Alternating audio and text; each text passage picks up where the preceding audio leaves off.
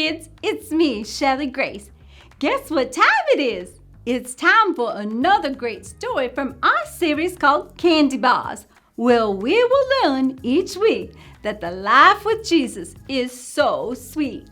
Join us today as we head on over to our favorite game show called Name That Candy. I bet you're all wondering what yummy candy bar we'll be eating, as well as what incredible story we're going to be learning. Now let's head on over to our favorite host, Dana Wonka. Hello, children, and welcome to the game show called Name That Candy. I am your host, Dana Wonka. And no, I don't know anything about a chocolate bar with a golden ticket. Anyway, this is an exciting game show where contestants test their knowledge of their favorite candy. So let's get started. Please welcome to the show today's contestant, Jeff Wenger. Jeff, thank you so much for joining us today. Hey, where's Vanna? Vanna? I thought this was the Wheel of Fortune, you know, the show with the big wheel and the awesome spinner and the huge board, and you know that is covered with glowing boxes, and the lady named Vanna, she walks over and turns a box and reveals the winning letter. This is Name That Candy, Jeff, not the Wheel of Fortune.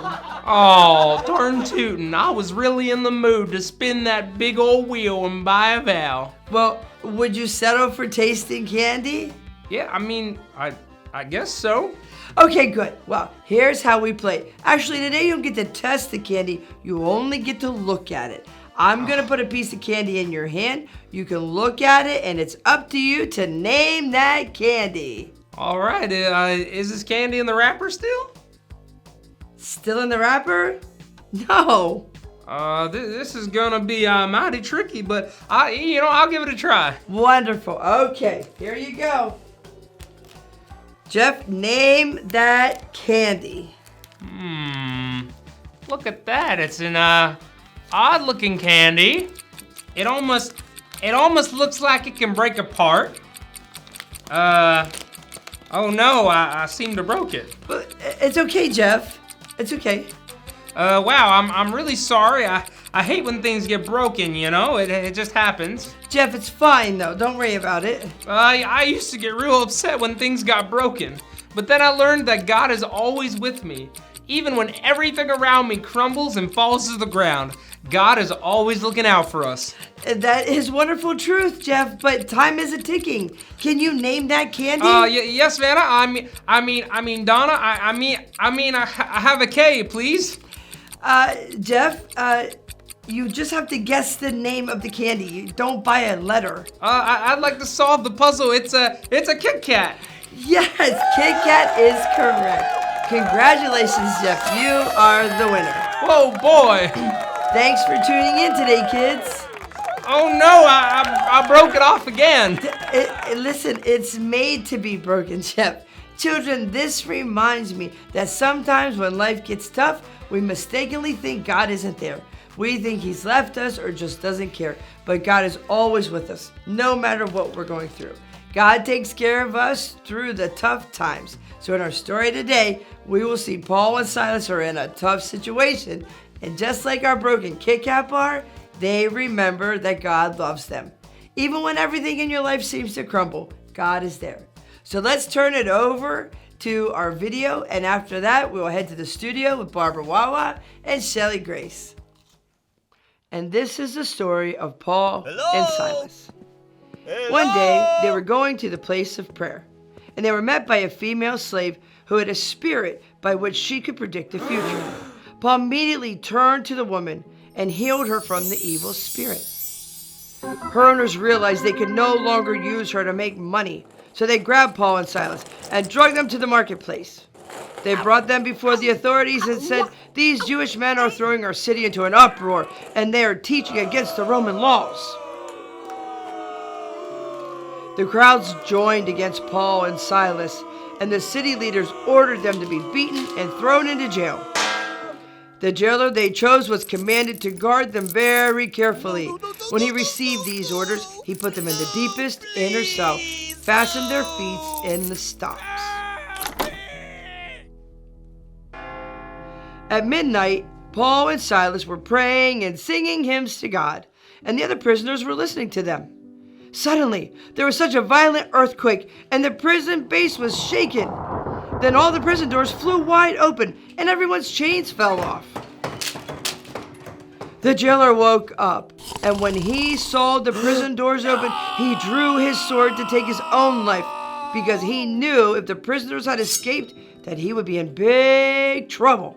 But Paul shouted, "Don't harm yourself. We are all here." The jailer called for the lights, rushed in, and fell trembling before Paul and Silas. He then brought them out and asked, "Sirs, what must I do to be saved?" They replied, "Believe in the Lord Jesus, and you will be saved, you and your household." Then they spoke the word of the Lord to him and to all the others in the prison. At that hour of night, the jailer took them and washed their wounds. Then immediately he and all his household were baptized. The jailer brought them into his house and set a meal before them. He was filled with joy because he had come to believe in God, he and his whole household. When it was daylight, the city leaders sent their officers to the jailer with an order. "Release those men," the jailer told Paul. "They have ordered that you and Silas be released. Now you can leave. Go in peace." Goodbye. Hey kids, welcome back to the studio. That was a really good story about Paul and Silas. And kids, we hope that you catch this. Paul and Silas were in prison for doing a good deed. They freed a woman from an evil spirit, and that's a good thing to do. And what thanks did they get? None. They were arrested, beaten, and tossed into jail. In a matter of a few hours, life had really changed for them. I mean, it really crumbled all around Paul and Silas. But the two men never gave up on Jesus. They sang songs in that prison. They sang songs to God. And something miraculous happened. The jail itself crumbled all around them.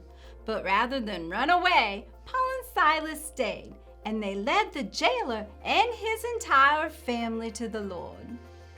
God takes care of us through the tough times. God is there to protect us even right now. We all know what it's like to go through difficult situations, and some of us are going through them even today. But we need to remember, kids, to thank God for his blessings in our life and pray for his peace over our life too. It won't always be this way though. There are many difficult situations that come into our lives. Some of you know that all too well how it feels for life to sometimes just fall apart. We have a fight out there sometimes we get into a fight with a family or a friend, or sometimes our parents may decide to not be together. A friendship may have ended because you got into a bad fight or something, or simply because your friend moved away. Or you lost a pet, or you lost a loved one, you lost someone dear to you that you may never see again. It can be quite difficult to keep your faith up or to feel good or close to God in those tough situations. But just like in our story today, just take time to look at the life of Paul and Silas.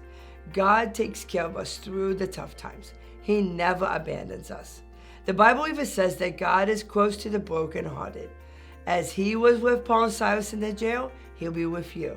And he cares for them, he cares for you. Well, that's all for us today. So make sure you join us next week for another yummy candy bar and another yummy story. So from all of us here at News Channel 7, the Galilean Gazette, give me a break. Give me a break. Break me off a piece of that Kit Kat bar.